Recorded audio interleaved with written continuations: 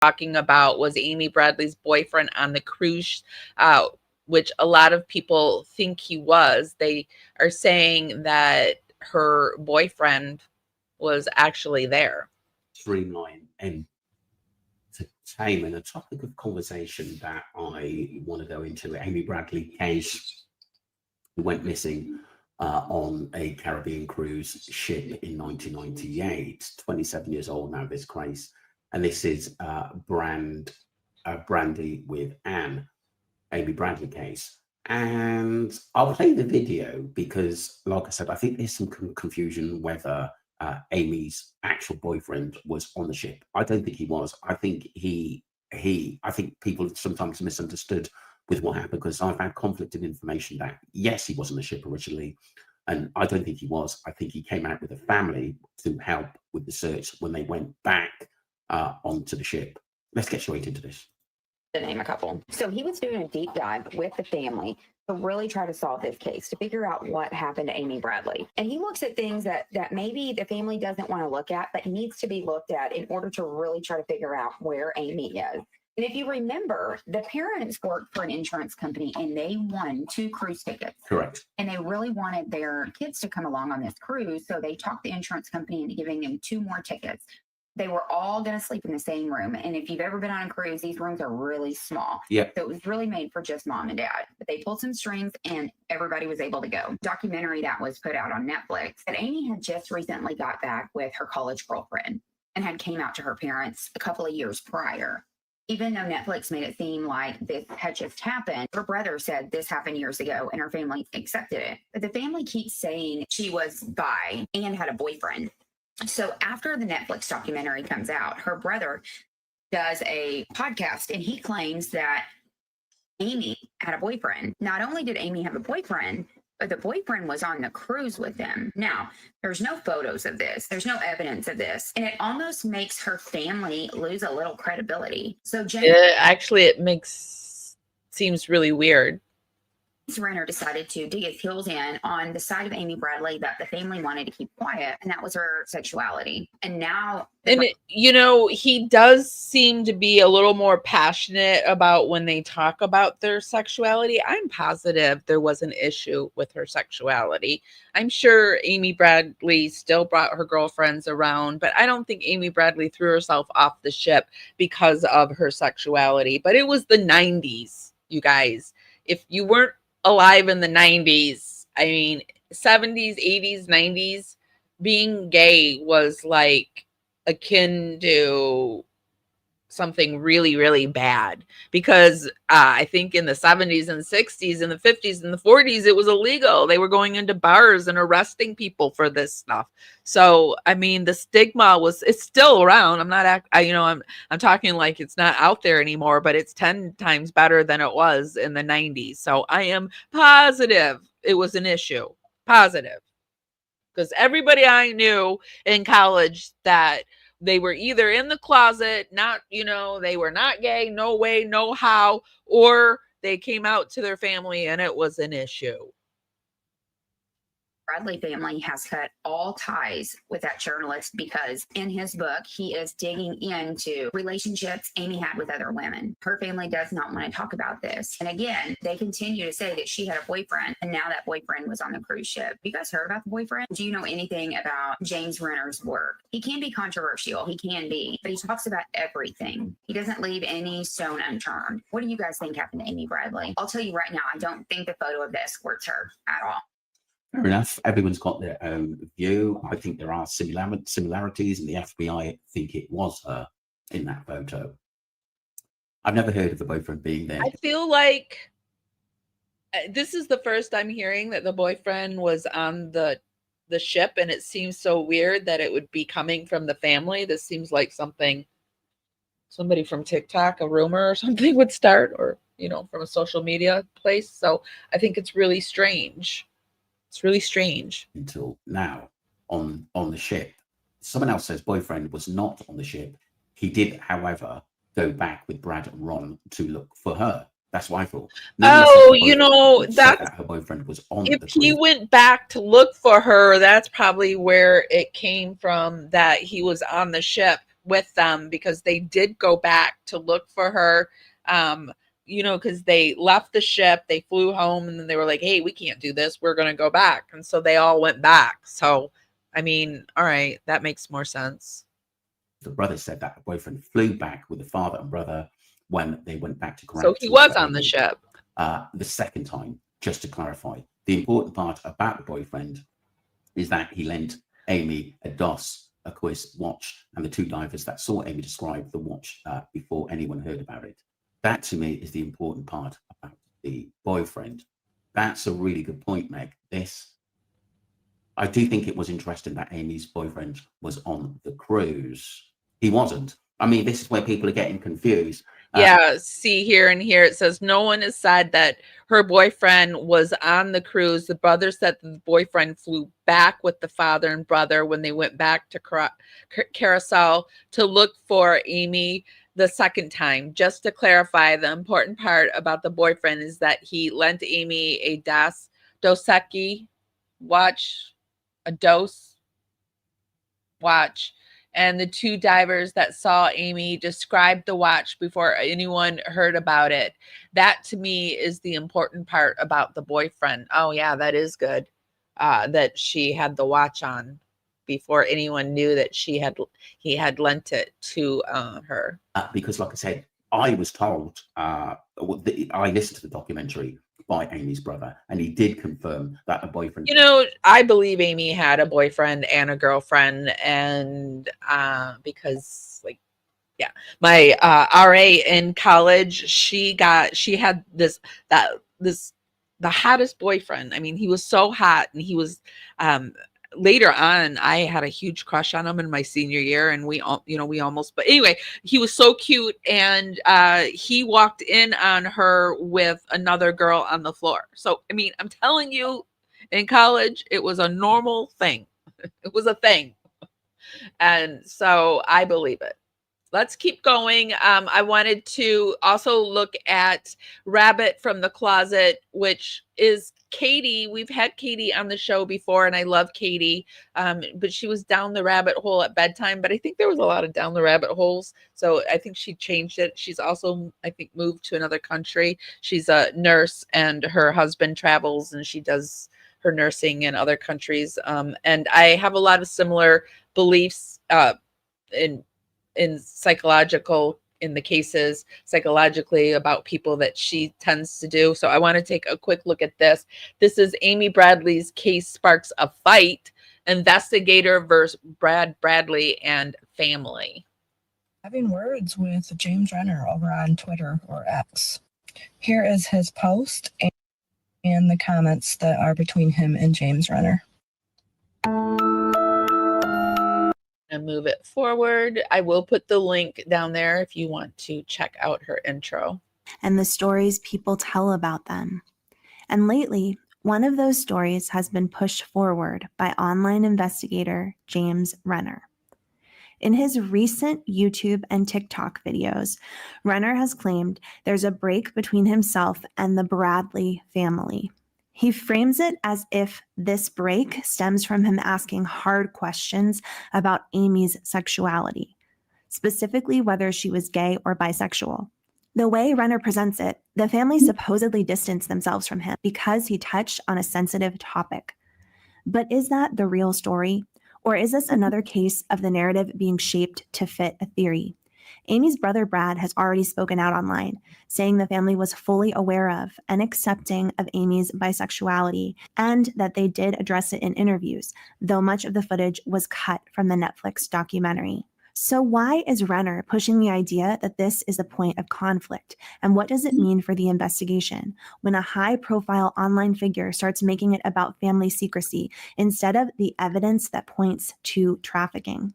Tonight, we're opening that closet door to look at James Rener's role in Amy's case, his claims about the family, and why Brad Bradley is so frustrated with how these narratives are being shaped online. I also knew going in there that I was going to have to talk about this little thing that I had uncovered about Amy being gay. And I mean, how is he uncovering it when we're all openly talking about it and have been openly talking about it? I had conversations with the documentary crew team, the showrunner and producer there, or researcher, 2 people from the show. And we had talked about how each of us were handling that information, because we knew it was critical and we knew it was dicey. And we both, I told them, I was, here's how I'm going to handle it. I'm going to be as respectful as possible, but I have this interview with them. I have to bring it up because this might be my only time that I'm going to sit down with them. And their interview, they had a final interview lined up with Iva and Ron that was going to occur after my interview. So there was some nervousness there, and for good reason. But I went in, I wanted to get some background on Amy, and then I saved that discussion for the end. And I absolutely did that because my biggest fear was that by talking about Amy's sexuality, they would cut off contact. And so we had a lovely discussion about Amy. Learned a lot about her and her family and their background. And again, it was great. Iva made some pulled pork sandwiches that were the best pulled pork sandwiches I've ever had. She took me out into her backyard. She's got a flower bed there for Amy. They showed me her Miata that's still parked in the garage. It was lovely. And then eventually I had to bring up Amy's sexuality. And when I did, the air went out of the room. Iva told me that she thought it was not something that should be discussed, that it wasn't important to the case. But I also knew going in there that I was going to have to talk about this. So James Rener, who's an online investigator, interviewed the Bradley family because he's actually busy writing a book about Amy's disappearance, and that's scheduled to come out in the summer of 2026. And during that interview, James asked the family about Amy's sexual preference. Rener says this appeared to make the Bradley family very uncomfortable. He suggests that the family wanted to avoid the subject, that they weren't ready to talk about Amy being gay or bisexual. But in opposition, Brad Bradley has this to say. Documentary, as you know, said that your parents were unaccepting of Amy coming out as gay. I wanted to ask you, is that true? No, Amy came out to myself and my parents in 1995. So about 3 years prior to the cruise. And I guess you could say there was some surprise. I guess my parents had to come to terms with it. I feel like the family just has to repeat themselves over and over again. And I guess when I get annoyed when I have to repeat myself twice. I can't imagine having to say it over and over again. So I can see the intensity and the defense and saying no. And they have said repeatedly that she came out 3 years prior to that. And, whether history of having tense relationships with true crime families. And this is played out in a public platform on his YouTube channel and other social media ventures in regards to the Maura Murray case. Rener wrote a book about Maura's disappearance. That's where I've heard of him from, the Maura Murray case. Yes. True crime followers were very unhappy with how he handled his relationship with Maura's father. This is something we'll be discussing in a later episode. Now Rener is having a pretty big problem that seems to be escalating with Brad Bradley, as the two of them also came to blows on their social media accounts on X. Brad Bradley is having words with James Rener over on Twitter or X. Here is his post and the comments that are between him and James Rener. Brad Bradley posts, "Hey, James." I'm going to stop and read it. It says, "Hey, James Rener, please contact us at amybradleyismissing@gmail.com. We would like to know if you would share Oscar Alexander's contact information with us. It would be very helpful in our investigation. You want to help us, right? I'll be sure to let the world know that you reached out to help or didn't." And then James Rener says, "Happy to share his phone number with a reputable journalist of your choice. My only stipulation is no one from Fox News or News Nation. I care for your family. That's why my day is spent deleting comments about you from people who post negative stuff on my channel." Rener, please contact us at Amy Bradley is Missing at the fact that James Rener interviewed the main suspect's roommate. So Alistair, also known as Yellow, had a roommate named Oscar aboard the Rhapsody of the Seas. And he's the one that did that. We looked at Yellow's interview. It was a really good interview. I mean, it was good that he got the interview. Oscar did a personal interview, sat down for an interview with James Renner when he traveled to the Caribbean to interview Alistair as well. And in this post, Brad Bradley, who was already kind of at odds with Rener, is indicating that he's very frustrated Rener put this interview out without giving him all of the information because he's trying to find his sister. And it's very frustrating to him to have investigators doing their own investigation. Is that not crazy that he does an interview with Yellow? He gets an interview with one of the suspects, but yet he doesn't share that interview with the family that's looking for their missing child, and he's writing a book on her. You would think he would share the interview. Investigations and not sharing the information with him. Now you can see below that James Renner says, I have no problem giving you this information. I can send it to a journalist you might like. He brings up how he doesn't want to send it to a Fox News-based journalist. This will come up later. And later down in the thread, Brad Bradley actually responds, hey, no problem. I just wanted you to send it to us so we can give it to our investigators. I don't want it given to another journalist. I just want to see the information for myself. And by the way, it doesn't matter because I already... Great. Hey, no problem. We just want it so that we can maybe find our sister and our daughter and not share it to the media. I mean, yeah, maybe later to have them help us, but wouldn't that be good info for the family? Had the information. People are really irritating me lately. James.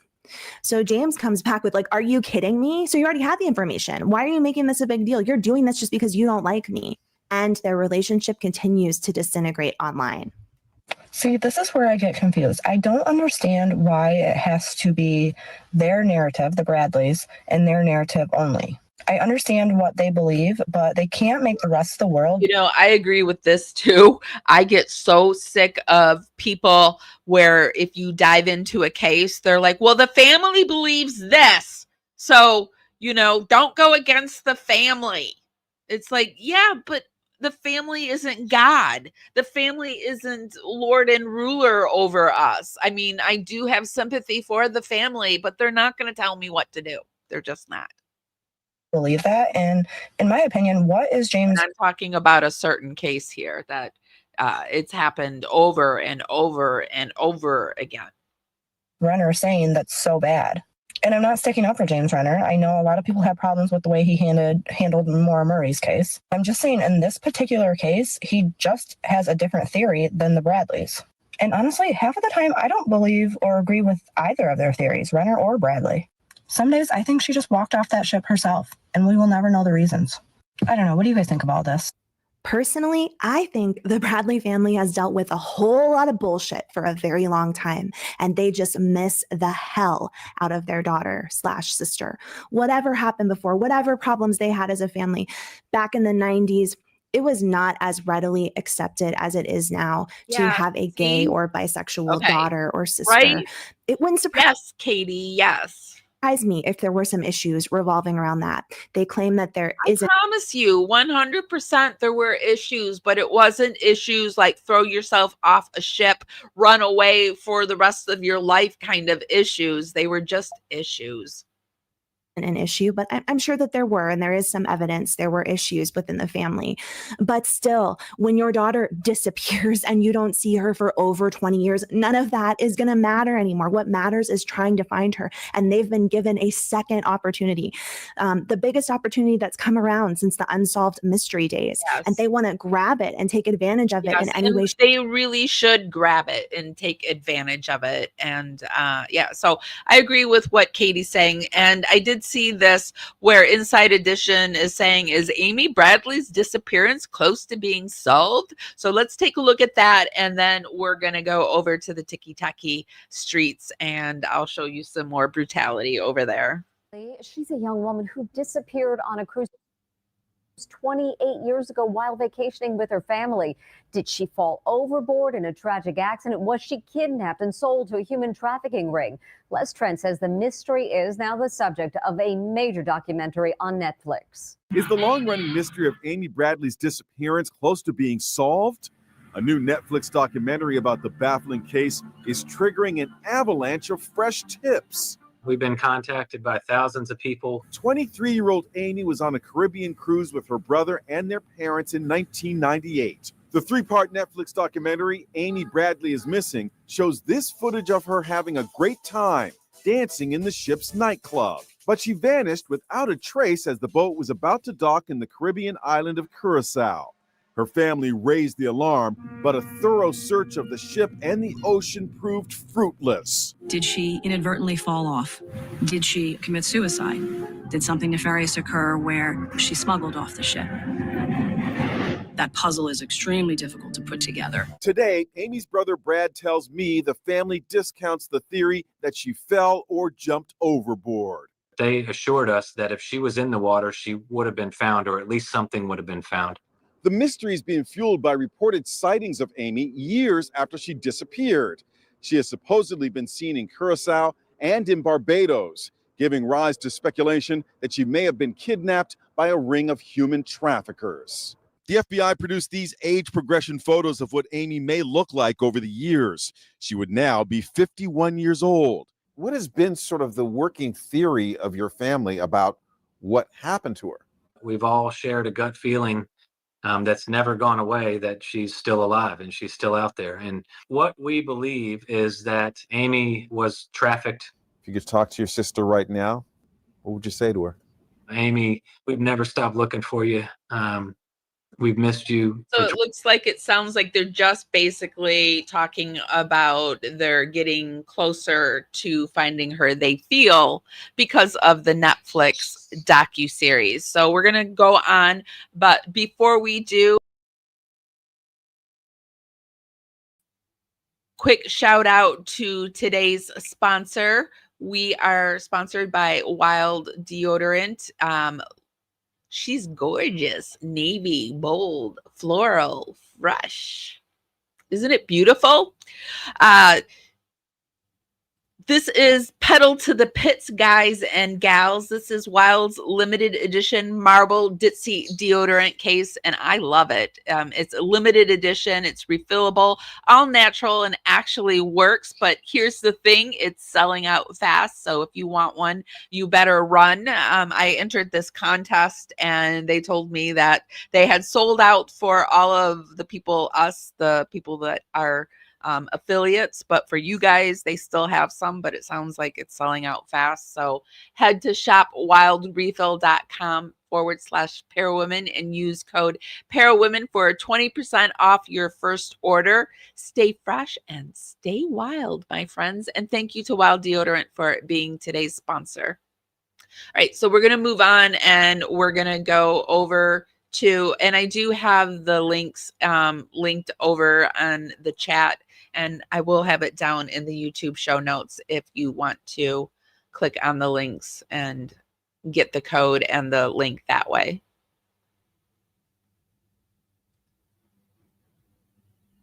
Okay, getting back over to TikTok. I know a lot of you guys don't like to go over to TikTok, so I go over there for you. I thought we'd take a look and see what's being said. I thought we'd just go down the row and see. So here it looks like it says, could this really be Amy Bradley? Okay, guys, I just have to share this. So whoever follows the Amy Bradley case as closely as I do. Wow. Look at that. Look at that. Is there a way to get bigger on TikTok to really show you guys? Because, wow, hold on a second.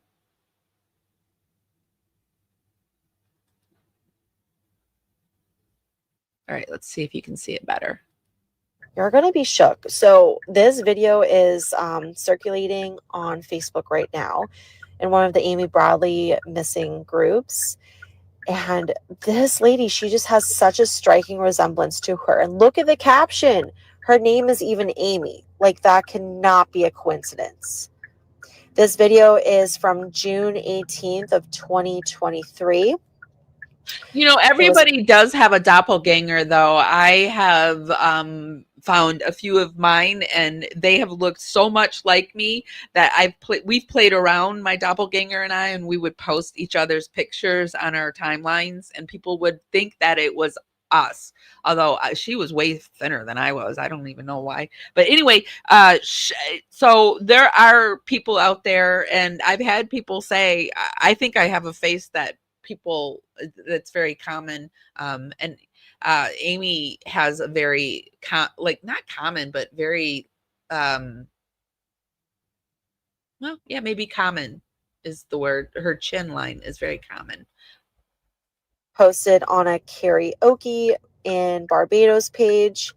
There's also another video of her. Actually, there's a few others with a different angle of her just sitting, eating.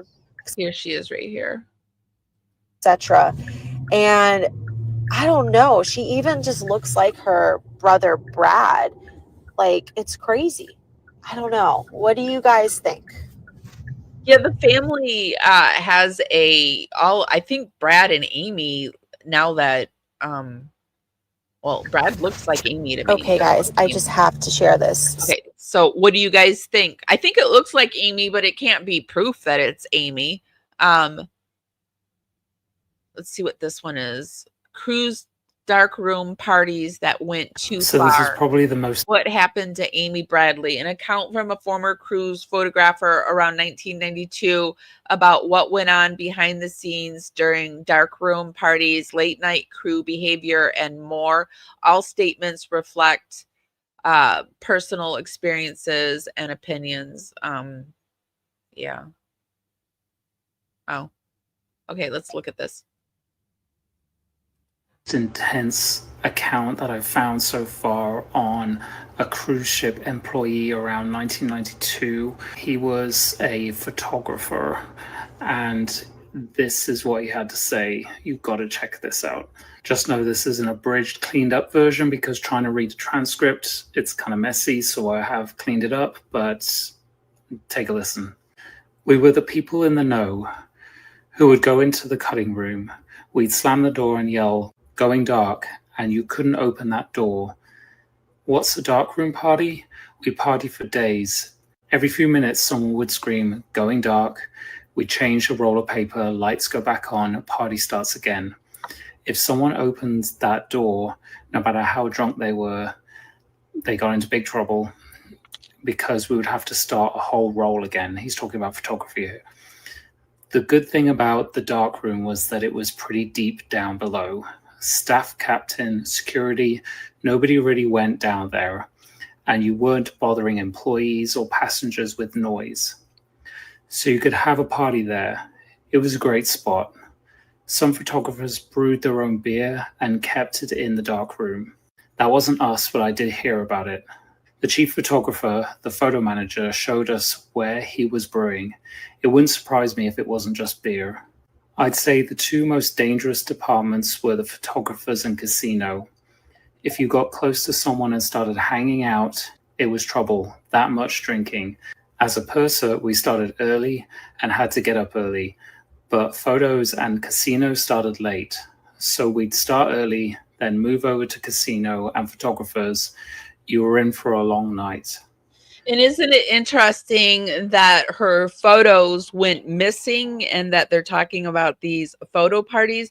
You know, when I was a senior in high school, I worked at the hospital. They called us escorts. I don't know why they called us escorts, but we were the transport people that would move people around in the hospital. And a lot of they were kind of rougher kind of people who did this. And in the summers, a lot of them had worked over up in Mackinac Island, which is this island around Michigan that is like this wholesome place. They don't allow vehicles, you know, it's a touristy place. There's the Grand Hotel. People go there and eat fudge, and there's horses, and it's just very touristy and wholesome and family driven. But at night, when the tourists leave, there was a lot of rugs, I was told, and it was just party. And so I even considered doing it my senior, the year I graduated, but honestly, all of the rugs that they talked about happening, it scared me because my real dad was a rug addict, and that always scared me. So, and lucky for me, it kept me away from that kind of stuff. But I mean, on a cruise ship, you think it's a wholesome place, but down below, that's where the party happens, right?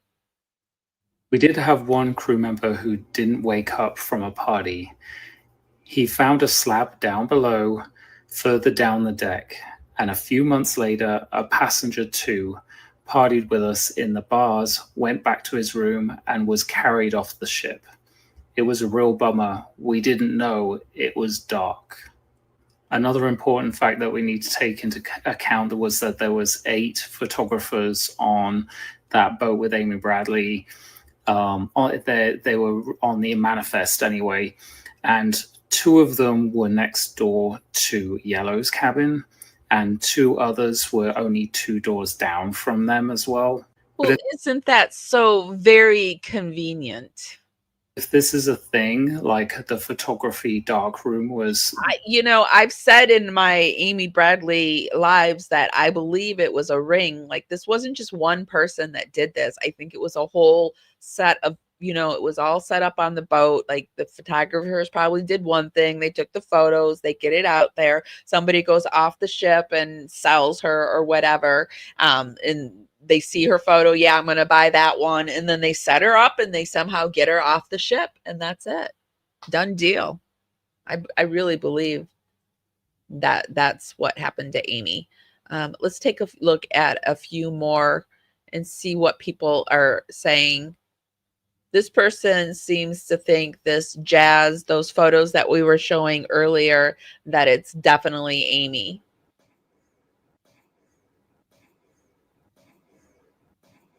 How I know Jazz is Amy is, wow.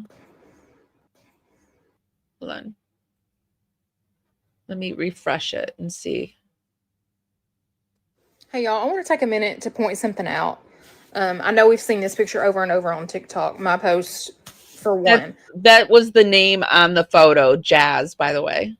But one thing that confirms that this picture is Amy for me, and I've seen other people comment on it, but it was one of the first things I noticed. And I have recently reached out to Brad Bradley on TikTok, and he actually confirmed this for me. If you'll look at Amy's left eye in both pictures, stay with me here, because this is Amy. If you'll look at her left eye, you can see how it's not straight. It's the same way in the picture of Jazz. Yeah. It's called a strabismus. It does kind of wander off to the side there in both pictures. I'm sorry if I pronounced that wrong. Strabismus of the eyes. Sometimes it can get worse as you get older. All right, hear me out. So the forensic analysis from the FBI couldn't confirm that this is her, because you can't confirm it's her unless you actually get your hands on her, right? But he says it was Amy. I believe it's Amy. There is literally 4% of people in the United States that have a strabismus in their eyes. Jazz and Amy both do. You will not convince me that this is not the same person. I mean, it's a good point, and if it's truly only 4%, it really narrows it down. And just because this person might not have had a Tasmanian devil with a basketball, tattoos can be removed. So, and it seems to me like it would be worth it to, like I said, I think in the Caribbean, it would probably be cheaper to have tattoos removed, and it would just be cheaper to do that than to have to always position her a certain way so that it wasn't showing. Let's see what else people are seeing over here. Amy Bradley witness. Lori's story has changed. Lori, in the Amy Lynn Bradley case, gave a completely different statement at one point in time. Here it is. You can pause, screenshot it. I'm also going to read it to you. I can only read a couple lines of the top paragraph. It says something about going all the way up to the top. They got off at the nightclub, and I looked away. This is Lori speaking. But here's the best part. About 15 minutes later, I saw Yellow walk around the boat by himself. He was on the opposite side of where I was sitting. He came from behind us and stopped to talk to us. I remember he asked us what we were doing laying out there at that time. I didn't talk to him. He talked to Crystal. I can't remember everything he said. He acted normal. Then this part doesn't change much. A few minutes later, we decided to go back to our room and go to bed. Crystal's mother, Anne, let us in the room. The time was between 5:30 and 6. I remember her asking us what we were doing out so late because it was almost 6. We got up that morning to go to Carousel. When we returned onto the boat, there were flyers in everyone's door. We read the paper. Then I started to think about what I had saw the previous night. The whole day, Crystal and I talked about it. I told her what I had saw because she didn't see everything.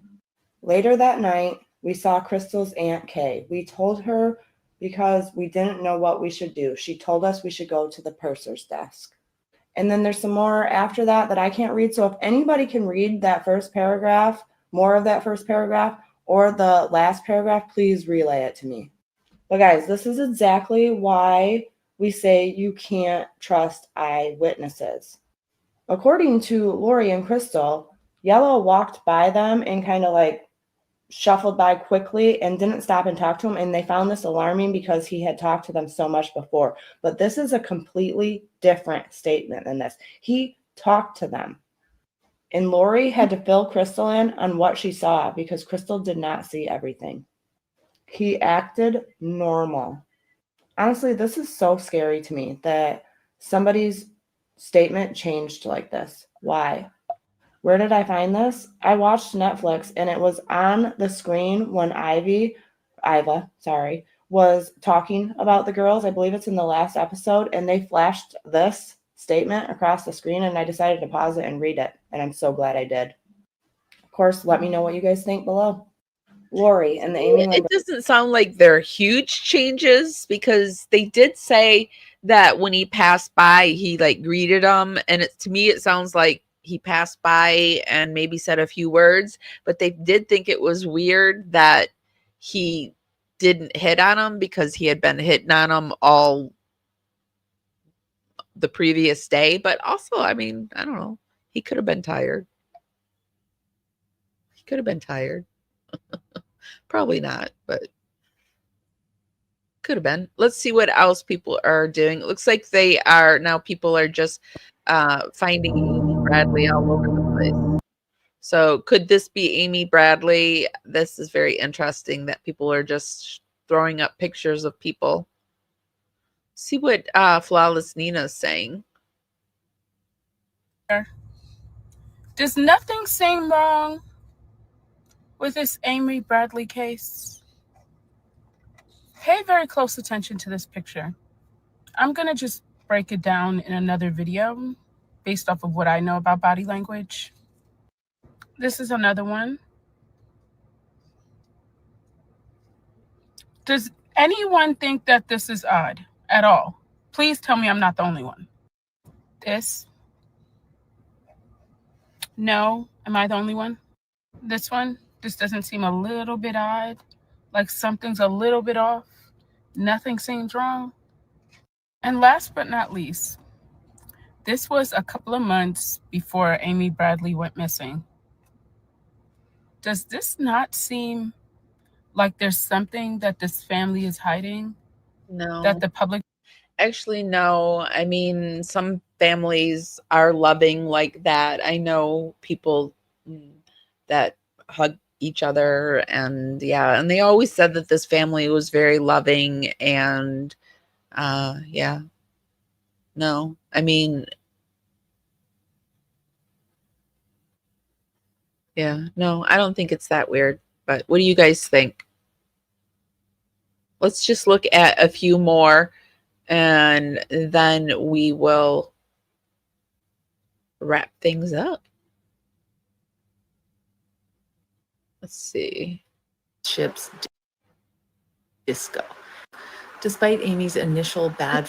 Amy Lynn Bradley went on a Caribbean cruise in 1998 and never came back, disappeared without a trace, missing photos, strange sightings, and chilling leads. Oh, wait, this just looks like an update. So let's keep going.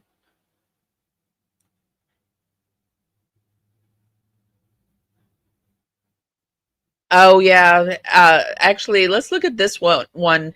This will be our final one. I did see that this woman claimed to do jazz, which everyone thinks was Amy Bradley. She claims to have done her on a leash. makeup. On a leash and on all fours to retrieve things that he owned on a leash and on all fours. This woman right here is claiming that she did the makeup in the famous jazz photo. She was like 15 years old at this time. She lived in Daytona, Florida. This is the apartment building they lived in, or that Jazz lived in. She claims that she was even able to describe the bed before she's seen the picture with the bed in it. What she says is unbelievably detailed. I'm not saying that I believe her, but it's pretty wild. She even claims that she knows that Jazz was wearing these underwear because it was her time of the month. He would make her wear this type of underwear when it was her time of the month. Otherwise, it would be very more revealing. She said she never saw Jazz do rugs. The guy didn't make her. However, the guy did do rugs. And that Jazz told her that he doesn't hurt her or do anything like that to her.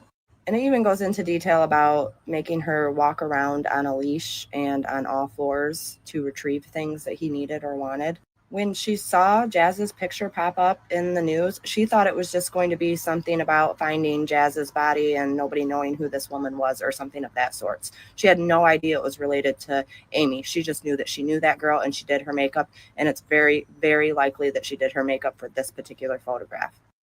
What do you guys think? What's your opinion? Oh, and I want to thank Angel Laura and War on Nothing for bringing this to my attention.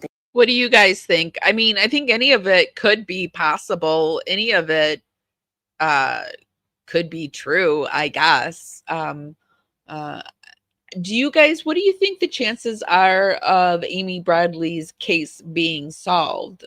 I think like stranger things have happened in this world, and it seems to me like it would be easier now that the Netflix, unless she's gone into some type of hiding and gone deeper down because of the Netflix series. But behind the barn, there's a thicket, and if you listen late at night, you'll hear a cricket, and it sings a song, and I know the words